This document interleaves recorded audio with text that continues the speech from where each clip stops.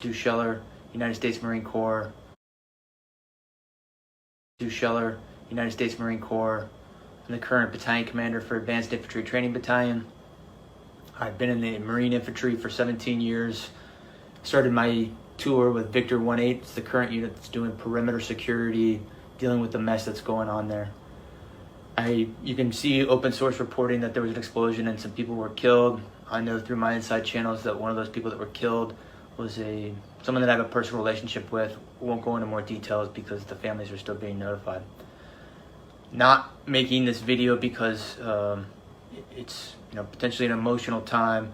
Making it because I have a growing discontent and contempt for my perceived ineptitude at the foreign policy level, and I want to specifically ask some questions to some of my senior leaders. And I'll say, as a person that's not at 20 years, I feel like I have a lot to lose. If you play chess, you can only see 2 to 3 moves out because there's too many variables. I thought through if I post this video, what might happen to me, especially if the video picks up traction, if I have the courage to post it. But I think what you believe in can only be defined by what you're willing to risk.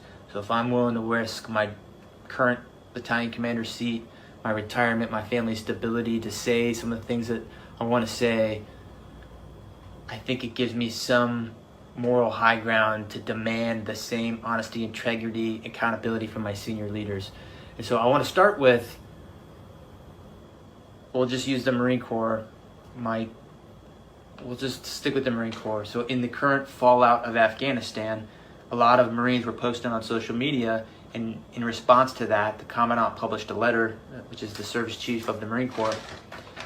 And I'm going to read from it. It was dated 18 August, so only a week ago. The Commandant, sir, you wrote, "Some of you may be struggling with a simple question. Was it all worth it? We want you to know that your service was meaningful, powerful, and important. You fought for the Marine to your left and the Marine to your right. You never let them down." Then you go on to say that, if we're struggling, we should seek counseling, which, I get it. People have killed people. I've killed people, and I seek counseling, and that's fine. There's a time and place for that. But the reason people are so upset on social media right now is not because the Marine on the battlefield let someone down. That service member has always rose to the occasion and done extraordinary things. People are upset because their senior leaders let them down, and none of them are raising their hands and accepting accountability or saying, we messed this up. If an 05 battalion commander has the simplest live fire incident EO complaint, boom, fired. But we have a Secretary of Defense that testified to Congress in May that the Afghan National Security Force could withstand the Taliban advance. We have chairmen of Joint Chief, who the Commandant is a member of that, who's supposed to advise on military policy. We have a Marine combatant commander.